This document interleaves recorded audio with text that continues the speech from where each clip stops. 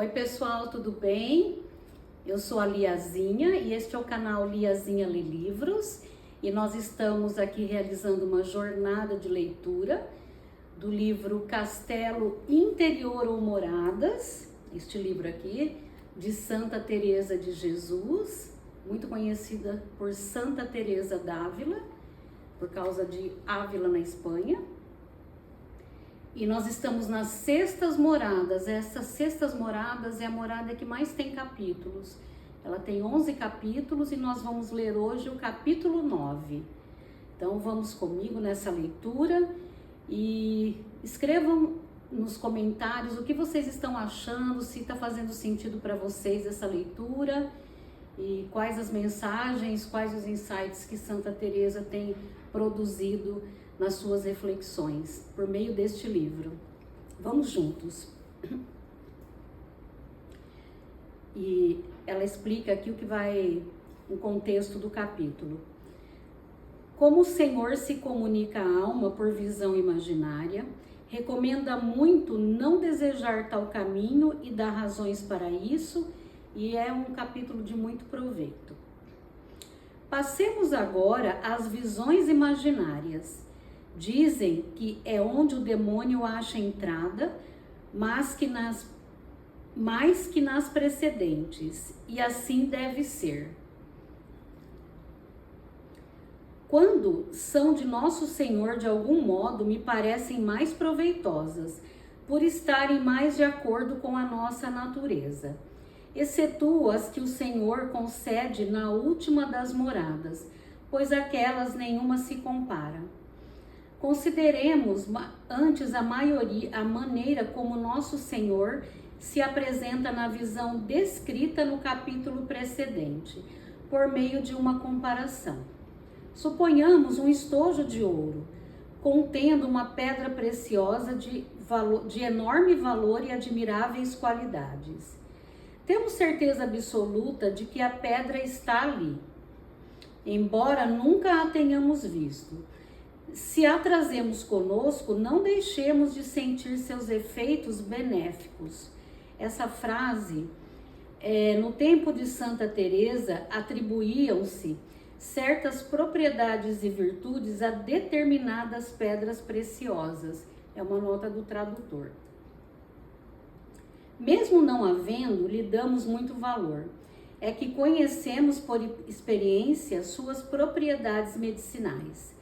Ela nos curou de algumas doenças para as quais é apropriada. Contudo, não ousamos olhá-la nem abrir o relicário. Não podemos fazê-lo. Só o dono da joia conhece o segredo de como o abrir. Emprestou-nos a pedra a fim de nos aproveitarmos dela, sem entregar a chave. Como se trata de propriedade sua, abrirá o estojo quando nos quiser mostrar a pedra. Chegará mesmo a tomá-la quando lhe aprouver, como faz às vezes. Imaginemos agora que lhe apraz abrir o relicário de repente, para dar prazer à pessoa a quem o emprestou. Claro está que depois ela terá um contentamento muito maior ao recordar o admirável esplendor daquela pedra, que lhe fica mais vivamente esculpida na memória. É o que acontece na visão de que tratamos agora. Quando Nosso Senhor é servido de favorecer com maior ternura esta alma, mostra-lhe claramente sua sacratíssima humanidade, sob a aparência que julga melhor, ou como no tempo em que andava no mundo ou depois de ressuscitado. E conquanto seja com a rapidez de um relâmpago. Essa imagem gloriosíssima fica-lhe profundamente impressa na imaginação, de tal forma que tenho por impossível apagar-se até o dia em que a veja no lugar onde poderá regozijar-se eternamente com ela. Embora eu diga imagem, entenda-se que não é como uma pintura, para quem a vê. É verdadeiramente viva. Às vezes fala com a alma, às vezes lhe revela segredos sublimes. Ainda quando dura algum tempo, esta visão é sempre rapidíssima. É impossível fixar nela a vista mais tempo do que se pode fixar no sol. Não que seu esplendor magoe os olhos interiores da alma, como faz o sol a visão corporal. Falo os olhos da alma porque só eles percebem a imagem, quando ao que se vê com os olhos do corpo. Nada sei dizer. A pessoa minha conhecida, de quem tão particularmente posso falar, nunca teve dessas visões. E não se pode dar razões exatas daquilo que não se conhece por experiência. Como dizia, seu esplendor não magoa os olhos interiores. O brilho dessa imagem é como o da luz infusa. É semelhante a um sol coberto por alguma transparência diáfana, como um diamante, se fosse possível lapidá-lo assim. As vestes parecem de pano finíssimo, da Holanda. Quase todas as vezes que Deus faz esta graça, a alma fica em arroubamento. Sua fraqueza não suporta espetáculo tão espantoso. Digo espantoso porque é uma presença de tão grande majestade que infunde grande temor e espanto. Excede muitíssimo tudo quanto uma pessoa poderia imaginar de mais belo e deleitável, ainda que vivesse 1000 anos ocupada em pensá-lo. Trata-se de uma coisa infinitamente maior que a capacidade da nossa inteligência e imaginação. Por certo, não será preciso perguntar a esta pessoa como sabe quem lhe apareceu, se não lhe foi dito. O Senhor do céu e da terra lhe dá muito bem a conhecer. O mesmo não se passa com os reis durante todo o mundo que, por si mesmos, estão tidos em pouco apreço. Desculpa, eu acho que tem alguma coisa me incomodando aqui. É o que aconteceria se estivessem desacompanhados de sua corte ou não houvesse quem os anunciasse. Ó Senhor, como vos desconhecemos, nós que somos cristãos, que será contemplar-vos naquele dia, quando nos virdes julgar? Se só a vossa vista infunde tanto temor, agora que vos aproximais com tanta afabilidade para tratar com vossa esposa, como será então? Ó filhas, que será quando ele pronunciar com voz rigorosa: Ide, malditos de meu pai? Esta é uma citação bíblica conforme Mateus 25, versículo 41.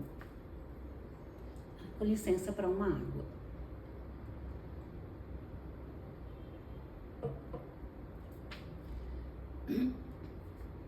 A lembrança desta graça que Deus faz a algumas, fique-nos agora gravada na memória. Não será para nós de pouco valor. São Jerônimo, apesar de tão santo, não se apartava de sua mente. Tudo quanto sofrermos em consequência do rigor da vida religiosa que abraçamos, dessa forma não parecerá nada. Ainda quando suas austeridades durassem muito tempo, não seria mais que um momento comparada com aquela eternidade. Quanto a mim, asseguro-vos, sendo tão ruim, nunca tive medo dos tormentos do inferno. Pareciam-me nada, comparados ao sentimento causado pela lembrança de que os réprobos hão de ver irados estes olhos tão formosos, mansos e benignos do Senhor. Meu coração parece não suportá-lo. Assim tem sido durante toda a minha vida. Quanto mais o temerá a pessoa a quem o Senhor favoreceu com esta visão. Sente tal emoção que a deixa sem sentidos. Esta deve ser a causa da suspensão que experimenta. É o que o Senhor ajuda a fraqueza humana, para que se una com a sua grandeza, nesta divina e tão sublime comunicação com Deus. Quando a alma puder ficar olhando durante muito tempo este Senhor, não creio que se trate de visão sobrenatural. Será antes alguma veemente consideração, que forma e imagina alguma figura. Será como uma coisa morta em comparação com a verdadeira. Assim acontece a algumas pessoas. Sei que é verdade, porque não são 3 ou 4 as que trataram deste assunto comigo, mas são muitas pessoas. Possuindo uma imaginação muito fraca ou intelecto muito arguto, ou não sei a que atribuí-lo, embebem-se de tal maneira na imaginação que julgam ver claramente tudo quanto pensam.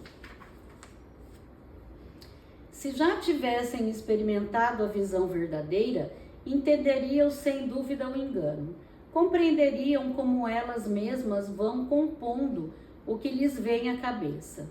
O resultado é que não experimentam efeito algum. Ficam frias e com menos lucro do que se vissem uma imagem devota. Logo se entende que não se deve fazer caso. Esquece-se muito mais depressa de que um sonho.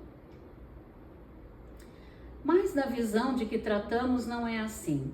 Estando a pessoa muito longe de supor que há de ver alguma coisa, se lhe apresenta de súbito a visão inteira, que lhe transtorna todas as faculdades e sentidos.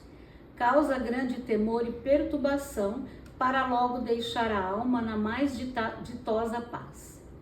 Como veio do céu aquela tempestade e abalo ao ser São Paulo lançado por terra, essa frase está em Atos dos Apóstolos, capítulo 9, versículos de 3 a 4. Assim, neste nosso mundo interior, produz-se grande comoção. No mesmo instante, aquieta-se tudo. Como disse, e a alma compreende tão grandes verdades que não necessita de outro mestre. Sem trabalho, sem esforço, a verdadeira sabedoria liberta da ignorância. Fica-lhe por muito tempo a certeza de que foi mercê de Deus. Por mais que lhe digam o contrário, não consegue infundir-lhe o temor de ter sido enganada. Mais tarde, assustando-a, o confessor. Deus permite que ande vacilante, receosa de ser possível engano, como castigo por seus pecados. Contudo, não se convence totalmente. Acontece-lhe como nas tentações contra a fé, conforme escrevi em outro lugar. Aqui é uma citação do livro Vida, da autoria da própria santa, no capítulo 25. Quando o demônio pode produzir desassossego e inquietação. A alma, porém, nunca deixa de continuar firme na fé. Quanto mais a combatem com dúvidas, mais ela se convence de que o espírito infernal não a poderia acumular de tantos bens. E realmente é assim. O demônio não tem tanto poder no interior da alma. Consegue apresentar alguma visão, não com a verdade e majestade e poderosos efeitos das quais são reais. Como os confessores não veem tal coisas, ficam receosos e com muita razão. É que nem mesmo a própria alma favorecida talvez saiba descrevê-las. É preciso ir com cautela e aguardar até que o tempo mostre os frutos destas aparições. Verificar pouco a pouco se deixa humildade e fortaleza na virtude. Se vierem do demônio, logo se verá pelos sinais e serão percebidas 1000 mentiras. Se o confessor tiver experiência, por haver recebido tais favores, não precisará de muito tempo para entendê-los. Só pelo modo como a pessoa lhe descreve as visões, saberá se procedem de Deus ou da imaginação ou do demônio. Especialmente se foi gratificado por sua majestade com o dom de discernir espíritos. Se possuir este dom e for instruído, conhecerá muito bem a verdade, ainda que lhe falte experiência. O essencial, minhas irmãs, é que useis de grande sinceridade e retidão para com o confessor. Não digo a respeito da confissão dos pecados.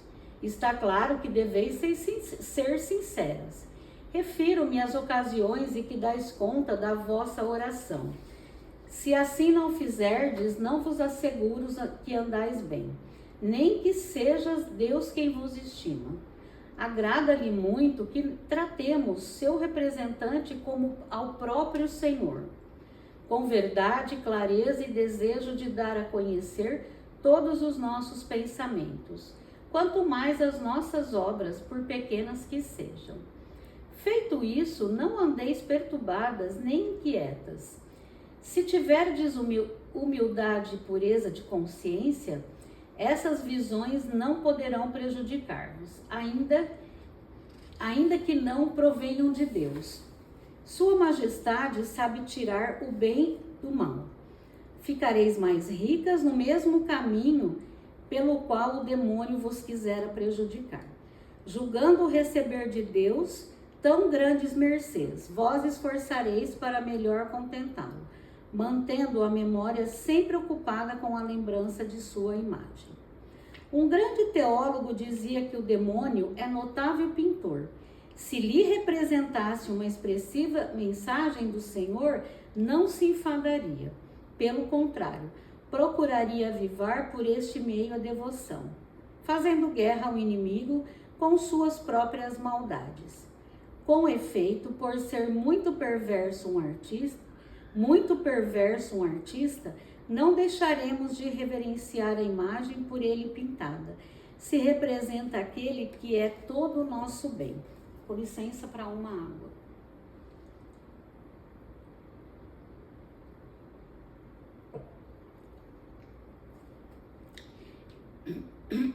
Este teólogo julgava muito errados os que aconselham a fazer figas. É um gesto, ela dizia que é um gesto vulgar de esconjurar, fazer figas, em presença de alguma visão. Dizia que sempre havemos de reverenciar nosso rei, onde quer que vejamos sua imagem. E vejo que tinha razão.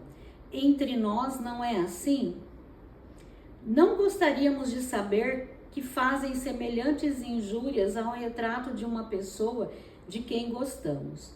Com quanto maior razão devemos respeitar sempre um crucifixo ou qualquer outra imagem de nosso imperador, onde quer que a vejamos. Já havia escrito o mesmo em outra parte, e ela volta a citar o livro Vida de sua autoria, no capítulo 29. Mas alegrei-me em repeti-lo aqui. É que tive ocasião de ver uma pessoa muito aflita, por lhe mandarem usar desses esconjuros.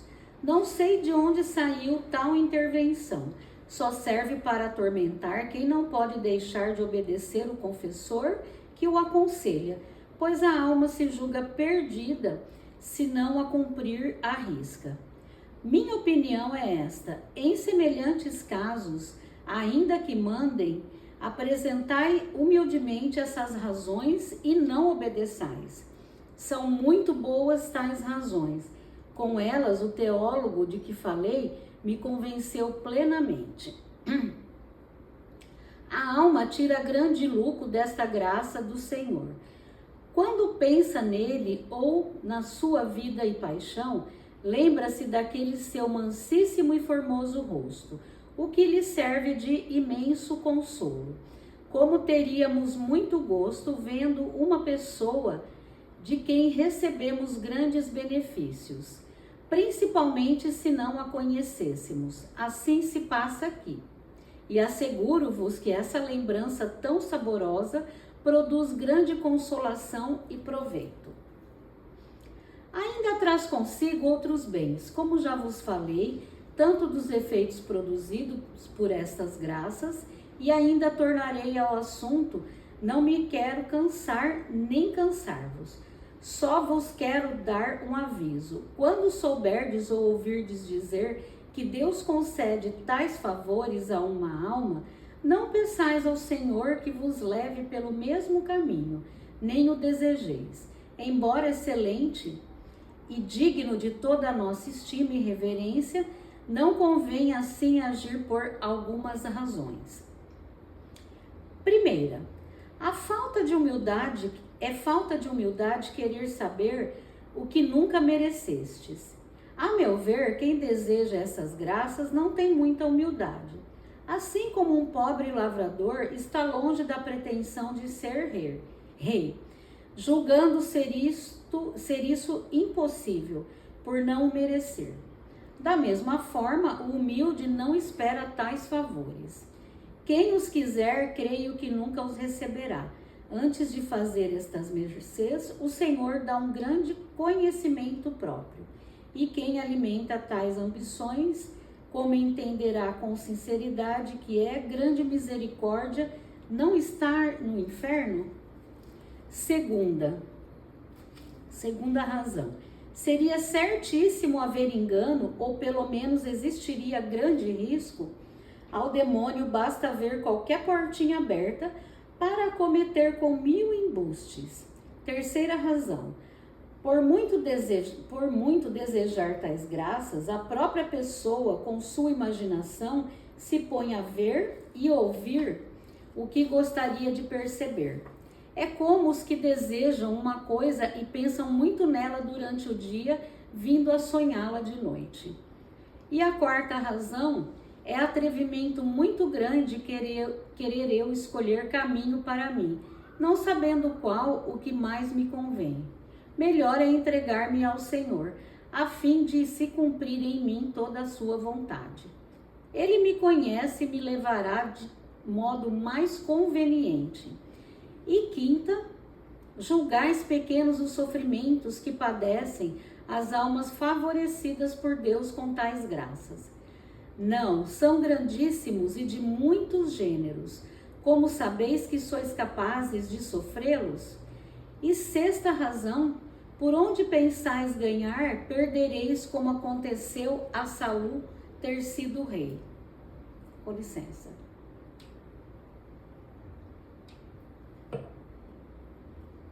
Enfim, irmãs, há outras razões além dessas, crede-me, o mais seguro é não querer senão o que Deus quer.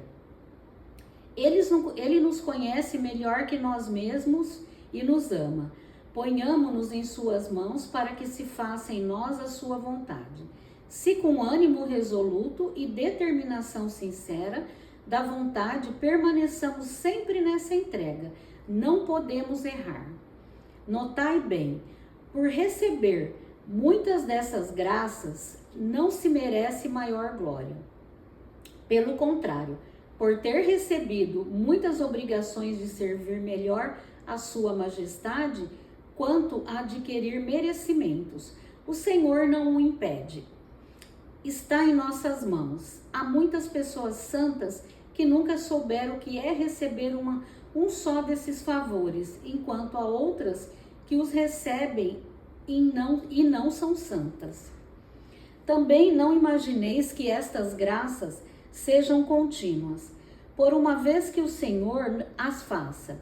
São muitíssimos os sofrimentos que as acompanham. Longe de preocupar-se em receber mais favores, a alma só pensa em retribuí-los com nossos serviços. Verdade é que essas graças devem ajudar grandemente a praticar as virtudes com maior perfeição. Mas as virtudes adquiridas à custa do próprio trabalho merecerão prêmios destas mercês. Aliás, sei de 2 pessoas, uma delas um homem, outra uma mulher. E aqui tem uma nota que alguns são de opinião que Santa Teresa se refere a São João da Cruz e a si mesma. Eles andavam muito desejosos de servir a sua majestade à própria custa, sem tantos favores. Ansiosos por padecer, se queixavam a nosso Senhor por favorecê-los com muitas graças. Se possível, resistiriam e as recusariam. Refiro-me aos regalos que o Senhor dá na contemplação, não aos provenientes destas visões, porque se vê o grande lucro e são muito de estimar. E por fim, Verdade é que, a meu ver, esses desejos são sobrenaturais. São próprios da almas muito enamoradas, desejosas de mostrar ao Senhor que não o servem por salário. Na verdade, repito, nunca se lembram que hão de receber glória em recompensa de algum sacrifício. Não é este o motivo que as leva a maiores serviços. Seguem simplesmente os impulsos do amor, cujo natural consiste em agir sempre e de mil modos. Se pudessem, buscariam invenções para consumirem-se em amor. Se fosse necessário, ficariam eternamente aniquiladas para a maior honra de Deus. De muito boa vontade o aceitariam. Seja para sempre louvado. Amém. O Senhor quer mostrar sua grandeza, abaixando-se para comunicar-se com tão miseráveis criaturas. Amém. E nós encerramos aqui o capítulo 9 das sextas moradas. Estamos quase finalizando as sextas moradas. E não esqueçam de deixar um like, curtir, compartilhar com aqueles que não possuem condições de ter acesso a ler este livro ou mesmo estar com ele em mãos, tá bem? E muito obrigada por estar comigo nesta jornada e até o final desta leitura. Até o próximo vídeo, até já!